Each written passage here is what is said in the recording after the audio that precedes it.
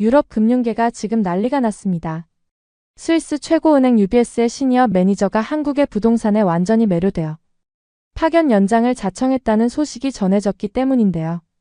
이 소식을 처음 접한 유럽의 금융인들은 아시아의 고층 아파트에서 어떻게 살 수 있냐며 걱정의 목소리를 높였고 SNS에서는 그녀가 미쳤다는 반응까지 나올 정도였습니다. 하지만 아무도 예상하지 못했던 반전이 벌어졌습니다. 그녀의 한국 아파트 생활기가 SNS에서 화제가 되면서 유럽 전역의 부호들이 한국행 비행기 티켓을 예약하고 현지 부동산 중개업체에 문의 전화가 빗발치는 사태가 벌어졌는데요. 더욱 놀라운 것은 스위스의 억만장자들이 자신들의 호화로운 저택을 매물로 내놓고 한국 아파트 분양권을 확보하기 위해 현금을 준비하고 있다는 소식까지 전해지고 있습니다. 도대체 한국의 어떤 주거문화이기에 유럽 상류층의 마음을 이렇게 사로잡을 수 있었던 걸까요? 함께 알아보도록 하겠습니다. 안녕하세요. 스위스 UBS 은행의 자산관리 전문가 앤더슨 소피아입니다. 오늘은 제가 한국에 오게 된 특별한 이야기를 들려드리려고 해요. 스위스 제네바에서의 제 일상은 마치 영화의 한 장면 같았죠. 알프스가 보이는 테라스에서 아침 커피를 마시는 것으로 하루를 시작했어요. 32살의 나이에 UBS 은행의 시니어 매니저로서 유럽 금융계 상위 1%의 삶을 살고 있었습니다. 매일 아침 제네바 호수를 내려다보며 걸어가는 출근길, 미슐랭 스타 레스토랑에서의 비즈니스 미팅, 상류층 고객들과의 프라이빗 뱅킹 상담. 많은 이들이 꿈꾸는 삶을 살고 있었던 거죠. 작년 초 인사팀으로부터 첫 번째 해외 파견 제안을 받았어요. 회사의 아시아 시장 확대 전략에 따른 결정이었죠. 처음에는 망설였지만 글로벌 금융 전문가로 성장할 수 있는 기회라 생각했습니다. 첫 파견지는 중국 상하이였어요. 상하이에서의 6개월은 제 인생에서 가장 힘든 시간이었습니다. 회사에서 제공한 고급 아파트는 겉보기에 훌륭했지만 실상은 달랐어요. 매일 아침 창문을 열면 마치 안개처럼 자욱한 미세먼지가 가득했고 숨쉬기조차 힘들었죠. 공기청정기를 24시간 가동해도 실내 공기질 수치는 좀처럼 정상 범위에 들어가지 않았습니다. 소음은 또 다른 고통이었어요. 밤 11시가 넘어서도 새벽 4시에도 심지어 주말에도 멈추지 않는 공사 소음이 계속됐죠. 항의를 해도 소용없었습니다. 중국에선 다 이래요라는 답변만 돌아왔어요. 거리의 혼잡함은 상상을 초월했습니다. 인도에서는 오토바이가 보행자들 사이를 아무렇지 않게 질주했고 차도에서는 신호를 무시하고 역주행하는 차들이 일상적이었어요. 횡단보도를 건널 때마다 목숨을 걸어야 했죠. 위생 상태는 더욱 심각했습니다. 고급 레스토랑이라고 해도 주방을 들여다보면 들어가고 싶은 마음이 싹 사라졌어요. 길거리 음식점에서는 그릇을 씻은 물이 그대로 도로에 버려졌고 음식물 쓰레기가 길가에 방치되는 일이 비일비재했죠. 특히 밤거리는 정말 무서웠어요. 고급 주거단지 아니라고 해도 안심할 수 없었습니다. 밤늦게 퇴근할 때면 단지 입구에서 집까지 가는 100m 거리가 마치 1km처럼 느껴졌죠. 택시를 탈 때도 항상 불안했어요. 기사가 엉뚱한 곳으로 가거나 멀리 돌아가는 일이 다반사였거든요. 그때마다 스위스의 안전하고 깨끗한 거리가 절실히 그리웠습니다. 심지어 병원에 갔을 때의 경험은 최악이었어요. 감기에 걸려 찾은 현지 병원은 마치 전쟁터 같았습니다. 5시간을 기다려서 겨우 3분 진료를 받았는데 의사는 제 상태도 제대로 확인하지 않고 항생제를 처방했죠. 위생 상태도 의심스러워서 약을 먹을 엄두도 내지 못했어요. 쇼핑몰이나 대형마트에서조차 불쾌한 경험이 많았습니다. 사람들이 밀치고 새치기 하는 건 기본이었고 직원들의 서비스 태도도 상상을 초월했죠. 물건을 던지듯이 건네고 거스름돈을 세어보면 실수가 있는 일이 다반사였어요. 이런 일상의 불편함과 문화적 차이를 겪으며 매일 스트레스가 쌓였습니다. 처음에는 적응하면 되겠지라고 생각했지만 시간이 갈수록 불편함은 더욱 커져만 갔어요. 동료들에게 이런 어려움을 털어놓으면 중국은 원래 그래라는 대답뿐이었죠. 6개월간의 상하이 파견을 마치고 제네바로 돌아왔을 때는 정말 안도했습니다. 다시는 아시아에 가고 싶지 않다는 생각뿐이었어요. 하지만 한 달 후 예상치 못한 두 번째 파견 제안이 들어왔어요. 이번에는 한국이었습니다. 솔직히 말씀드리면 처음에는 단호하게 거절할 생각이었어요. 중국에서의 경험이 너무 좋지 않았거든요. 인터넷으로 검색해본 한국은 중국과 마찬가지로 고층 아파트가 빽빽이 들어선 회색빛 도시였습니다. 또 다른 혼잡한 아시아 도시겠지라는 선입견이 있었죠. 상사는 한국이 중국과는 전혀 다른 나라라고 설득했어요. 세계적인 기업들이 즐비하고 금융 시스템도 선진화되어 있다고 했죠. 하지만 중국에서의 트라우마가 쉽게 가시지 않았습니다. 제네바의 동료들도 한국에 대해 잘 아는 사람이 없었어요. 대부분이 삼성이나 현대 정도만 알고 있었죠. 또 아시아로 가냐는 걱정부터 거기도 중국처럼 복잡하지 않을까라는 우려의 목소리가 많았습니다. 결국 커리어를 위해 한국행을 결심했지만 마음은 무거웠어요. 짐을 싸는 내내 상하이에서의 불편했던 기억들이 떠올랐죠. 제네바의 동료들은 제게 위로의 말을 건넸습니다. 힘들면 바로 돌아와 파견 기간을 최소화해달라고 요청해볼게. 다들 제가 또 힘든 시간을 보낼 거라 생각했나 봐요. 인천행 비행기를 타기 전날 제네바 호수가 보이는 레스토랑에서 마지막 저녁 식사를 했습니다. 알프스의 설산이 붉게 물드는 일몰을 바라보며 과연 잘하는 걸까 하는 생각이 들었어요. 완벽하게 정돈된 스위스의 거리, 친절한 이웃들, 평화로운 일상, 이 모든 것을 뒤로하고 또다시 낯선 아시아 국가로 떠난다는 게 두려웠죠. 12시간의 비행 동안에도 불안한 마음은 가시지 않았어요. 기내에서 한국 관련 기사들을 찾아보았지만 여전히 잘와 닿지 않았습니다. 그저 중국보다는 나으면 좋겠다라는 생각뿐이었죠. 하지만 제 모든 걱정과 불안은 인천국제공항에 도착하는 순간 괜한 걱정이었다는 것을 깨닫게 해주었죠. 상하이와는 전혀 다른 광경이 제 눈앞에 펼쳐졌거든요. 깔끔하게 정돈된 공항, 친절한 직원들, 효율적인 입국 시스템, 이것은 제 인생에서 가장 큰 편견이 깨지는 순간의 시작이었습니다. 그리고 이후에 제가 경험하게 될 놀라운 일들은 제가 상상했던 것보다 훨씬 더 특별했어요. 인천국제공항에 도착한 순간 마치 다른 세계에 온 것만 같았어요. 상하이에서의 악몽 같던 경험을 떠올리며 긴장했던 마음이 순식간에 바뀌었죠. 탁 트인 천장과 깔끔한 인테리어, 어디서도 불쾌한 냄새가 나지 않는 청결한 공기. 이게 정말 아시아의 공항이 맞나 싶었습니다. 입국 심사대로 향하는 동안 처음으로 아시아에서 질서를 경험했어요. 사람들이 줄을 서서 차례를 기다리고 서로 밀치거나 새치기 하는 사람이 단 한 명도 없었죠. 상하이에서는 상상조차 할 수 없었던 광경이었습니다. 입국 심사 과정도 놀라웠어요. 심사관은 친절했고 효율적이었죠. 상하이에서는 입국 심사를 받으며 까다로운 질문들을 수없이 받았는데 여기서는 전혀 달랐습니다. 오히려 한국 방문이 처음이시죠? 좋은 시간 보내세요 라는 친절한 인사를 받았어요. 수화물을 찾아 출구로 나오는 동안에도 놀라움의 연속이었습니다. 공항 직원들은 모두 단정한 유니폼을 입고 있었고 질문하면 친절하게 답해 주었어요.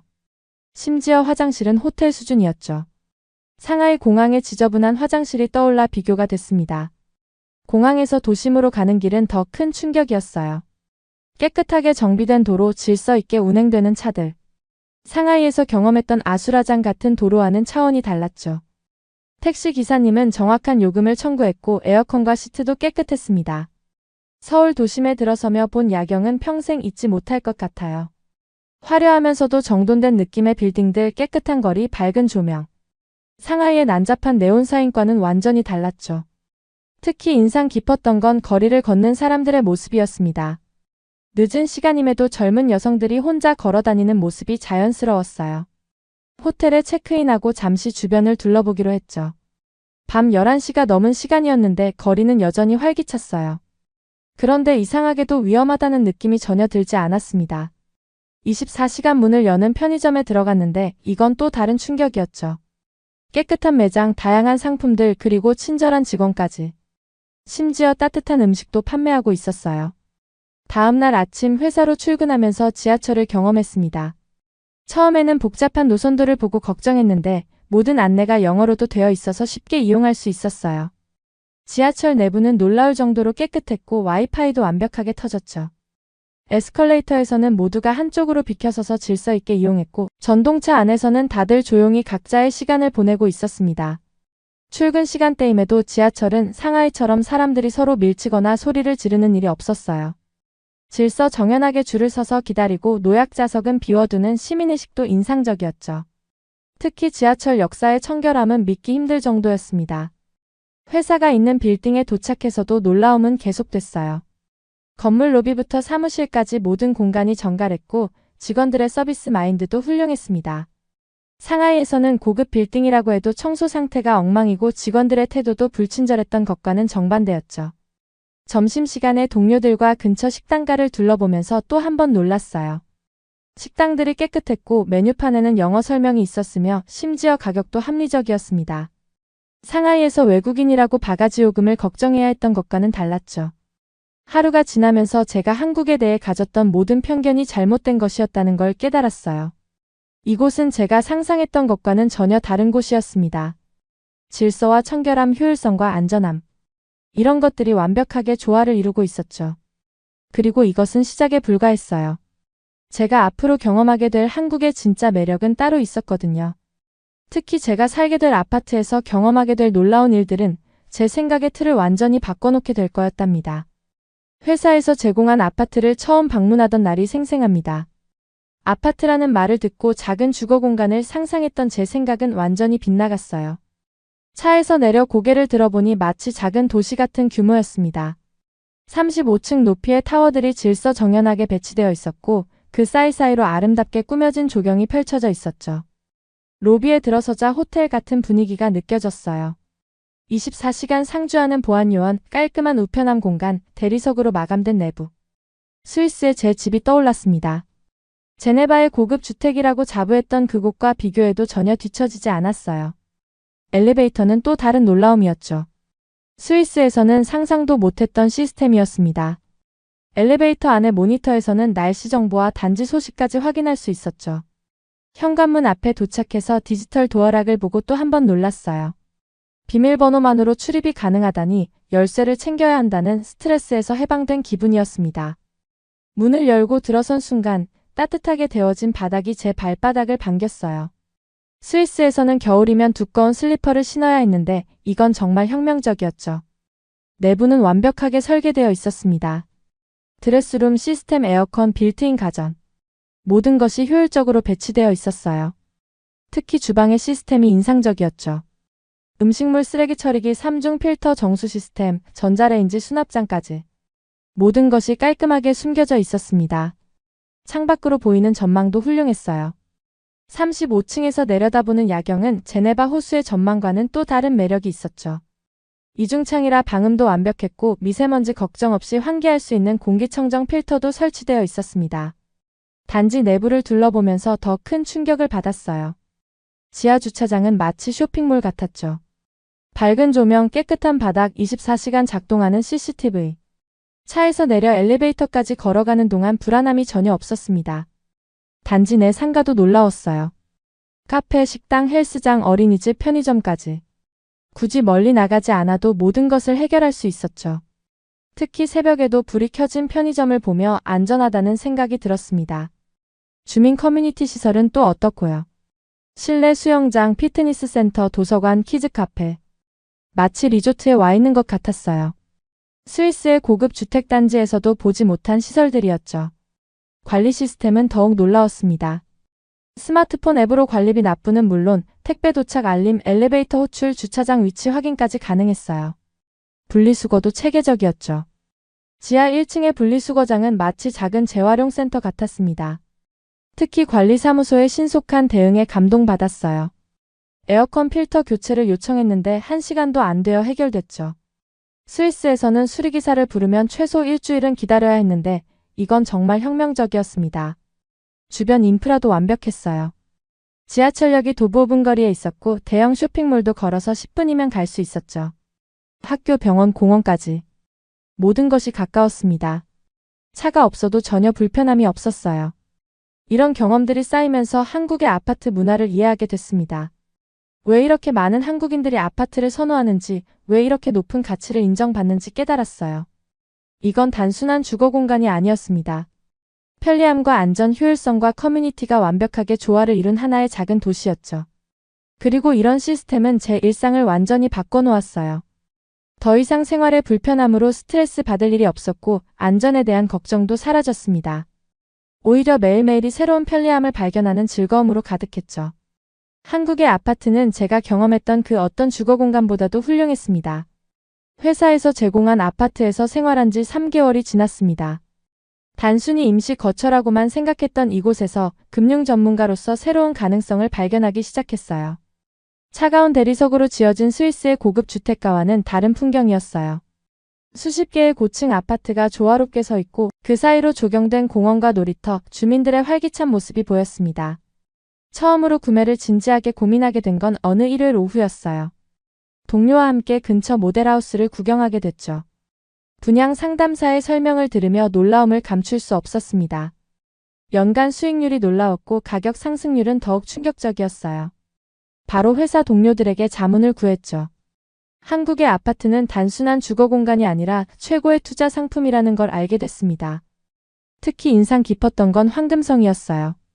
스위스에서는 부동산 매매의 기회는 1년 이상 걸리는데 한국의 아파트는 몇 주 만에 거래가 된다는 사실이 믿기지 않았죠. 분양 계약서를 검토하면서 더 많은 장점을 발견했습니다.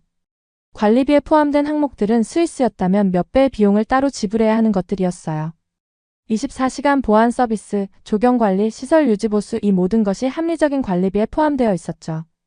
한국의 부동산 시장을 본격적으로 연구하기 시작했어요. 매일 밤 부동산 관련 뉴스를 찾아보고 통계 자료를 분석했죠. 현지 부동산 전문가들도 만나보았어요. 알면 알수록 이곳의 아파트가 가진 가치가 특별해 보였습니다. 특히 매력적인 건 교통과 편의시설과의 연계성이에요. 지하철역, 대형마트, 병원, 학교가 도보거리에 있다는 건 엄청난 프리미엄이죠.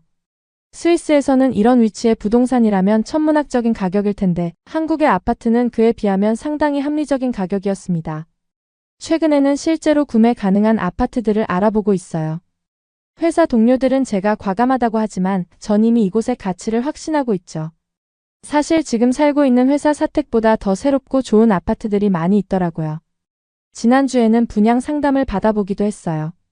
상담사가 보여준 미래가치 분석이 인상적이었습니다. GTX 노선 개통, 신규 개발 계획들 이런 호재들이 가격에 아직 충분히 반영되지 않았다고 하더라고요. 무엇보다 마음에 드는 건 커뮤니티예요. 이웃들과 자연스럽게 교류하면서 한국 문화를 더 깊이 이해하게 됐죠. 입주민 모임에서 와인을 나누며 이야기를 나누고 주말에는 단지 내 행사에 참여하면서 말이에요. 요즘은 퇴근 후에 인근 단지들을 둘러보는 게 취미가 됐습니다. 각 단지마다 특색 있는 설계와 시설들을 비교해보는 재미가 쏠쏠해요. 어떤 곳은 조경이 특히 아름답고 또 어떤 곳은 커뮤니티 시설이 훌륭하죠. 스위스 본사의 동료들에게 한국 아파트 구매를 고민하고 있다고 했더니 다들 놀라워했어요. 하지만 전 이미 확신이 있습니다. 이곳의 아파트는 세계 어디에서도 찾을 수 없는 특별한 가치를 가지고 있으니까요. 파견 연장을 고민하던 어느 날 제네바 본사에서 연락이 왔습니다. 1년간의 파견 기간이 곧 끝나간다며 복귀 여부를 물어보더군요. 6개월 전만 해도 바로 내라고 답했을 텐데 이상하게도 망설여졌어요. 한국에서의 일상이 너무나 편해졌거든요. 출근길에 지하철에서 스마트폰으로 뉴스를 보고 카페에서 모바일로 결제하고 퇴근 후엔 태블릿으로 홈쇼핑을 즐기는 삶. 이런 디지털 라이프가 자연스러워졌답니다. 특히 교통 시스템은 정말 놀라워요. 지하철과 버스가 실시간으로 연동되고 택시는 앱으로 호출하면 5분 안에 도착하죠. 스위스의 정확한 시스템도 좋지만 한국의 빠르고 편리한 교통은 그 이상이에요. 의료 서비스도 감동적이었습니다. 얼마 전 갑자기 치통이 심해져서 주말에 병원을 찾았는데 당일 진료와 치료가 가능하더군요. 스위스였다면 응급실을 가야 했을 텐데 여기선 일반 치과에서도 주말 진료가 가능했어요. 게다가 비용은 스위스의 10분의 1도 안 됐죠. 식문화는 또 어떡해요? 처음엔 낯설었던 배달 음식이 이제는 일상이 됐어요. 야근 후 집에서 든든한 식사를 할 수 있고 주말엔 친구들과 다양한 음식을 배달시켜 즐기죠. 심지어 장보기도 앱으로 주문하면 몇 시간 만에 배송되니 편리하기 그지없어요. 직장 생활도 많이 달라졌습니다. 처음엔 회식 문화가 부담스러웠는데 이제는 그 시간이 소중해졌어요. 한국 동료들과 격의 없이 대화하며 서로를 이해하게 됐거든요. 특히 땡땡밈이나 땡땡 챌린지 같은 유행어를 배우며 더 가까워진 것 같아요. 취미생활도 풍성해졌답니다. 한강에서 자전거를 타고 K-팝 댄스 학원도 다니고 있어요. 요즘은 한국어 학원에서 만난 외국인 친구들과 주말마다 새로운 카페를 탐방하는 재미에 빠졌죠. 이런 다양한 문화생활이 가능한 것도 한국의 매력이에요. 안전한 생활 환경도 큰 장점이죠. 이젠 밤 11시가 넘어 퇴근해도 전혀 무섭지 않아요. 오히려 늦은 시간에도 활기찬 거리가 더 안전하게 느껴져요. 스위스는 밤 8시만 되어도 거리가 텅 비는데 이곳은 24시간 불이 꺼지지 않죠. 한국의 빠른 변화 속도도 매력적이에요. 새로운 기술이 도입되고 트렌드가 바뀌고 마치 내일의 삶을 미리 경험하는 것 같아요. 스위스의 안정적인 삶도 좋지만 한국의 역동적인 에너지가 더 신나게 만들어요. 일적인 면에서도 많이 성장했습니다. 빠른 의사결정과 실행력, 혁신을 추구하는 마인드. 이런 한국의 기업 문화는 제게 새로운 자극이 됐어요. 본사로 돌아가면 이런 경험을 살려 더 나은 변화를 만들 수 있을 것 같아요. 특히 인상 깊었던 건 빨리빨리 문화예요. 처음엔 적응하기 힘들었지만 이제는 이 효율성이 좋아졌어요. 일 처리가 빠르니 더 많은 것을 경험하고 배울 수 있거든요. 최근에는 한국어 실력도 많이 늘었어요.